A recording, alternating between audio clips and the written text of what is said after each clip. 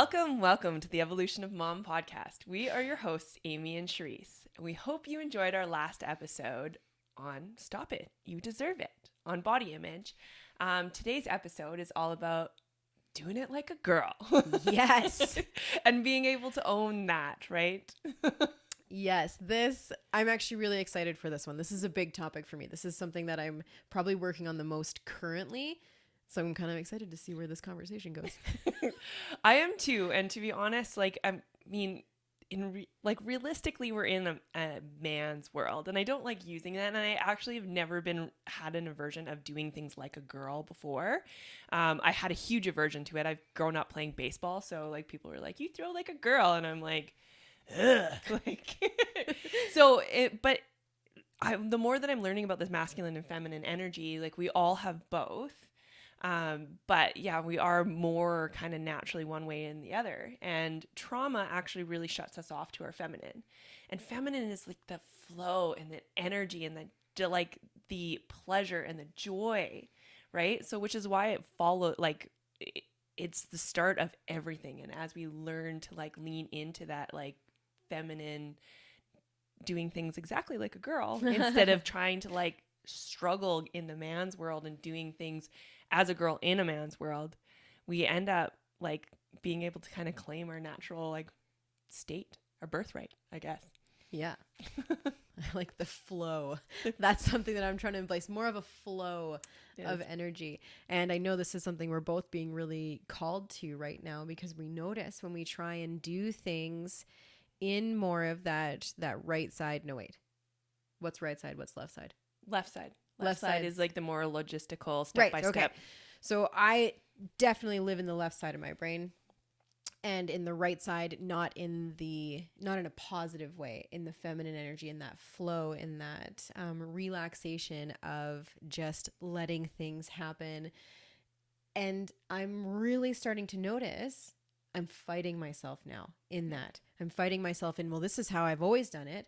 I've always lived so much in my mind, not in my body. I've always lived so much in that we need to do it this way, this way, this way, this way, this way, because that's how we kind of get taught. We're brought up in a very masculine energy typically. And that part of me is fighting right now. And instead of trying to push harder into working harder, like, I'm not saying I don't work hard, because I do, but it's coming from a different space now because I've learned and am learning to switch into coming at it from more of that type of feminine energy space, which I'm still in that space where I'm like, I don't even know what that means fully, but I'm learning and it feels so right. And it's just coming at me from every angle. Yeah. Every angle, every coach, every mentor I have, everything is like, you know what? You really need to embrace like this. You really need to embrace more of this type of energy, this feminine energy, which I think has a negative connotation to a lot of people, but I'm learning how beautiful and positive it is. I think, well, and it's not really like nobody does it on purpose. It's just kind of the way that we've always been brought up. We've been taught that like females are very small. We shouldn't take up too much space. We should like do all these things to serve. And our natural state for sure is caretakers, right? We want to take care of the people around us, but if we're doing it from just that service standpoint and like we just get caught up in the do aspect, that is shifting into the masculine. So I think actually we should probably explain what masculine and feminine energy is. Please really do. So masculine energy is that like action steps, like this is logical, this is what we do, this is production, efficiency, safety, security, all those kind of things, right? And then the feminine energy is more of this like creativity, work with the energy, flow, love, joy, pleasure. Like it's the being able to like allow what comes and know that there's a greater purpose for it. So like one of the biggest things that I say to myself all the time is I'm exactly where I'm meant to be. And I know that no matter what state I'm in or what I'm going through, there is a reason for it. And so same thing, I kind of got to this state where I felt myself every time I tried to swing really hard into the masculine, and I was like, I should do this, I should do this, I should do this, I should do this. And I would be like, oh, Charisse, like you suck. Why are you doing this? Like you shouldn't be doing this. Like you should be doing this. And I would get into this state, and then I would feel like crap about myself. And the more that I tried to like lean really heavy, I felt like there was two wars going on, like this, like masculine and feminine were like battling. And I was like, you know what happens if I let the feminine win? What happens if I just surrender to flow and allow things to be what they are and just choose to govern my own emotional body, right? Like when we have pain and trauma and we've experienced that, we cut ourselves off to feeling. But the problem with that is we cut ourselves off to feeling not only the pain, but the joy and the pleasure as well. And it's like, I can do all these things, the action steps that I need, but I'm not finding any pleasure in them. So then I'm not really leaning into it, and I'm finding that I'm still not satiated at the end of the day, right? And so that's where I turn to like Netflix, or I turn to alcohol, or I turn to food, and I just consume because I'm not absorbed, right? Because everything is just what I should be doing, and it's not really what brings me joy or fills me up. And so the more that I lean into what brings me joy and fills me up, the more then I can take action from that space and enjoy it while I'm doing it. And then I don't feel like I need more of other things to constantly consume myself to fill my cup, right? So you're still doing the action steps. You're still doing the things you know you need to do, but they're coming from a different space. And because they're coming from a different space of joy and flow and allowance instead of grind, you're still doing it, but your mentality around it is very different, and it makes you want to do those things more from that space instead of getting up every day. Okay, I have to do this, writing that to-do list. And not that I'm against to-do lists, but again, it's around your mindset around it, right? And then giving yourself crap at the end of the day because you didn't grind and hustle and do. It's a very negative feedback loop. It's a very vicious cycle that you're getting into. And so learning, again, coming from joy, coming from purpose, coming from passion, coming from allowing, it's a huge shift. And it's something I'm really enjoying. Right? Because it's joy. Weird. What a weird concept. And just allowing that part of my body and my mind to win. And that's the journey that I've been on, right? The journey into my body, the journey into releasing trauma. Trauma absolutely has kept me from joy. Yeah. Or trusting, or getting too happy. Yeah.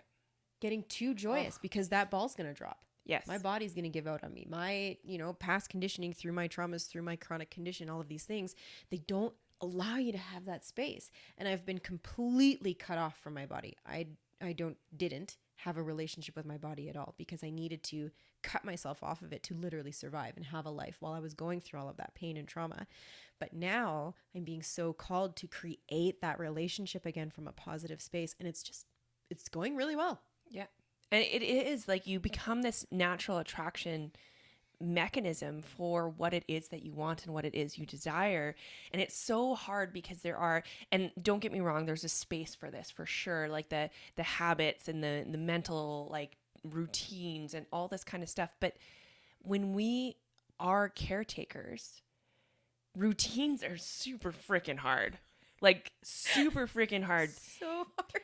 And I'm like, I get bored of it as well, right? Because like to me, connection and joy and stuff, I'm going to want to lean into a lot more than I'm going to be like suffer and grind. And I think we all are, right? Like who would choose that? Yeah. Like, and I mean, some people do and don't get me wrong, but like, I just started asking myself, I'm like, can I have both? Like, can I like do like have the success as well as take pleasure and joy in what it is that I do, right? Like, I mean, I know when we first started this, we found so much joy in it. And then there was a moment where we're like, this is like a suffer fest. Like, this is like grind, do. And then we're like, wait.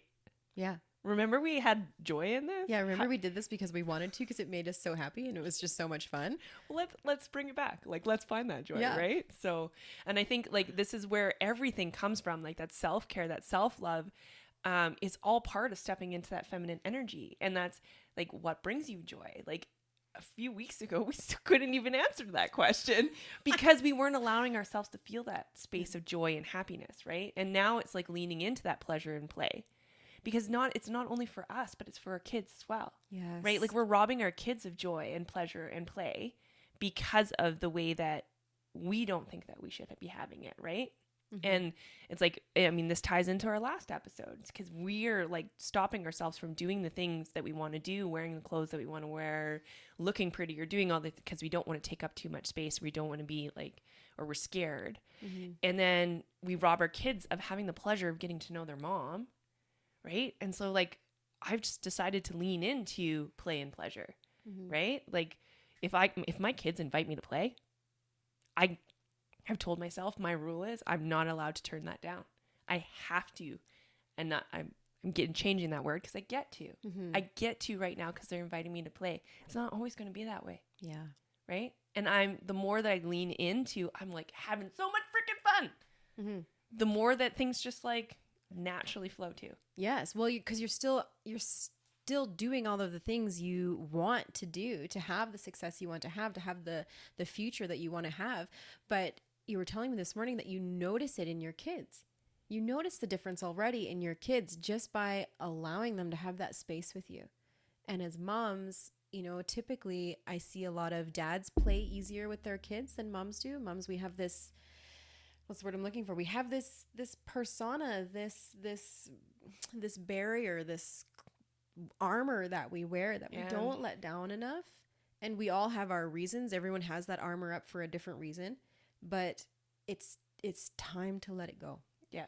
Well, I think we like naturally as moms, like we are kind of the pillar to our families. Yes. I just didn't want to die and lose our video. So we are the pillar to our families. And so we feel like we have to be this strong rock all the time. And so if we lean into all this pleasure and joy, then when does anything ever get done? That's right. It's all going to fall apart. But like we lean into pleasure and play, and it's like we're so filled up that we're like, oh, I'm just gonna do the laundry right now, and I feel amazing, right? How like, is it that great is it? I get to do this laundry right now. Like just bong the microphone with crazy. my chin. Yeah. Too excited over here. It sounds crazy, and honestly, even like 6 months ago, if someone was talking to me this way, I'd have been like, okay, yeah, woo woo, ooh, get out of here, you crazy feminine. Who knows what? Because I wasn't in I don't know space. when I would have worn floral before. Nailing it, killing it. I love it. Right? And I think for me, it's been really important to understand that like embracing feminine energy doesn't mean I all of a sudden have to start wearing hot pink dresses. And if that doesn't align with you, but if that makes you feel more feminine and stuff, like friggin' go for it. Yeah, absolutely. I mean, my wardrobe is very, very spectral. There's all sorts of things, right? I do have dresses. I do have florals. I do have hats and things. And then I also have my loungewear and my hobo wear that I love just as much. Yeah. If not more. But I can tell myself that it's okay. I can still be feminine. Oh yeah. I can still allow, because it's the mindset, it's the energy. It's not necessarily physical, even though when you start embracing that energy and embracing that abundance and that flow, you do notice physical changes and in how you present yourself and what you're attracted to, yes, right? Like the colors and stuff that you're attracted to. When I was like hardcore pretty masculine because I was in this like survival mode. I mean, I was out of a marriage and single for the first time, and now I had kids and I had, behavioral challenges and all this stuff. So I was, and in all fairness, I deserved, like not deserved, but I had to survive. Yes. Right. And so everything I was doing was such a struggle, but I was like, I finally just said, I'm going to release the struggle. But the more that I've leaned into like embracing that feminine, it like the more that I've like worn a colorful wardrobe, put on florals or like pink, like I was a total like hardcore like X-nay on the pink and the purple, like never ever. And I'm like, I embrace pinks and purples and golds and all this stuff now. But it can be just something simple like putting on a pair of earrings in the morning, right? Mm-hmm. That makes me feel a little bit more feminine. And then I embrace that feminine energy a little bit more, right? Like, or putting on mascara or lip gloss or whatever. Just like Jenny said, it's like you present in the world differently with makeup. Like makeup can be a tool. Yeah. And how many times in our lives has something shifted? You've grown in a certain way, something shifted in your life, and all of a sudden you walk in your closet and you're like, ugh. Yeah. I do not resonate with any of this anymore. Time to go shopping. And I know you did that not too long ago. You walked in and you were like, there is nothing in here that is feminine enough for me right now and how I feel. And so you made a little switch there. Yeah. I read a book, which I talked about surprisingly at the end of the episode with Amy Cawthron, called Pussy. And it was like, I started opening up to this like womb space and this like energy, this feminine energy. And I like looked in my closet and I was like, I have like nothing that I feel super pretty in. And I was like, I need more dresses and I need more like florals and I need more like, and it could be the spring energy or whatever as well. Also but so I was like, you know what? I'm going to go out and get it. And like, I went out and I released that struggle bus, which it was weird because it was so interesting. Like all my finances, everything was like, everything felt constrictive. And I was like hardcore, like, oh my God, I got it. Like, and it's like scarcity mindset. And the minute that I was like, you know what, this is what's going to make me feel good right now, and opened up to that, then it was weird because all of a sudden I'm like getting clients and, you know, abundance and stuff is like just flowing naturally. And it sounds so woo and so weird, but I think we figure that everything that we have to have or do or whatever, we have to work super hard for, right? We have to grind. Otherwise we don't deserve it. But you're worthy and deserving right now of it. Yeah. What if you just deserve it right now anyways? Yeah. In this exact moment, you are so worthy and deserving right now. Yeah. And we're not saying those aren't things you have to do, but what if they were just coming from a different space? And honestly, it still blows my mind how much we're blown away by these energy shifts and how it shifts everything else in your life, because we talk about that from so many different levels. So it still blows me away that this happens when we have this shift in our life, right? It's consistent. It's consistent enough to be like, okay, this is a thing. It's a thing. Every time you change your inner dialogue, your inner world, your inner mindset, your external environment changes. Absolutely. And if it's a positive change on the inside, your external environment has a positive change on the outside. We've done an episode on that. So even just this little shift for you, this empowerment, this play, this pleasure that you're embracing so beautifully, it's having an effect on every area of your life. Mm-hmm. And I see, like, I get more opportunities to play. I get more opportunities for pleasure, right? Like, it opens up my world for opportunities. And really, it doesn't open up my world. Those opportunities were always present. That's right. But depending on how I thought, like, if I was in a negative mind space, then all the opportunities would be negative that I would see, right? If I'm in this positive feminine flow and know that everything is just always working out, like, how many times have you got to the end of the month going, or end of money and going like, shit, I don't know how, like, bills are getting paid. More like months than money. When has it ever not worked out? I know. When has it ever not worked out? I've been living for 3 years on my own right now. And if you told me 3 years ago that I would be able to afford rent all on my own and all my bills all on my own, like I had a car, like I have financed a car and all this stuff, I would have told you were freaking nuts. I do not make enough money for it. And I have always, like, when I've chosen to let go of the worry, and I'm like, you know what? It works out. It always works out at the end of the month. I don't care if it's like to the penny. Yeah. It always works out at the end. And I think that's a difference between a male and female energy is the how. A female energy it's really easy to release the how. Yeah. Whereas in the male energy, I find the masculine energy, which is where I used to live, it was always, okay, but how? I need this, and how can I get it? And what are the steps I need to do to get it? There's so much value there. Yeah. There's always value in laying out steps and working backwards from your goals and things. But again, it's the energy you're bringing to it. Yeah. But you also, like, there's opportunity flowing to you all the time. So if you claim your desires as already what they are, and then allow the how to work itself out, instead of pigeonholing yourself in like one how, right? And I've done that before where I'm like, this is the only way that this is going to work. Wait a minute. There is so many different opportunities out there and I don't even know, right? Like, I think we get so stuck on like, what is our purpose? What direction do we need to go? How is this going to look? That we almost tunnel vision ourselves, right? And the feminine loves all these different opportunities. All the options. All the options, right? And it's like, I'm just on this journey for me. It's just the self-mastery. And the more that I claim what is mine in terms of like my birthright, which is an abundant, sensual, pleasure, play, beautiful woman, the more that these opportunities come, right? And then the more that I can open myself up to it. Because you're not fighting it anymore. No. And when you're pigeonholing yourself, you're not seeing the 50 other opportunities that are there, but you just can't see them.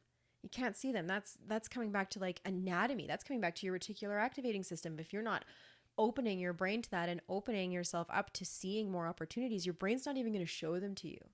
Yeah. But it's just like, and it allows yourself to like accept things more, right? When I am struggling or when I'm in pain and when I'm like, I can look at it. I just took a step back and I said, why is there resistance here? And the masculine perspective is it's resistance because you got to do the things that you don't want to do to get the things that like you want. And it was like, resistance is still resistance regardless. And so when you resist it, you actually create more scarcity from it. And so it's like, no, there's resistance here. Why is there resistance here? And like, okay, where is the path of the easiest flow and least resistance? To the same destination, the destination that you want to go, yep. Right? You still have that end goal in mind, those goals that are great to have, but maybe the road's changing a little bit. Maybe the way you get there is changing a little bit because your perspective is changing a little bit. And why not have the road to where you want to go be more enjoyable? Let's take that scenic route, the one that brings you more joy, right? Yeah, because then you're going to naturally want to pick stuff up, right? Like, it's so funny because there's like success people that you follow that are like, I've never taken a day of vacation in my life.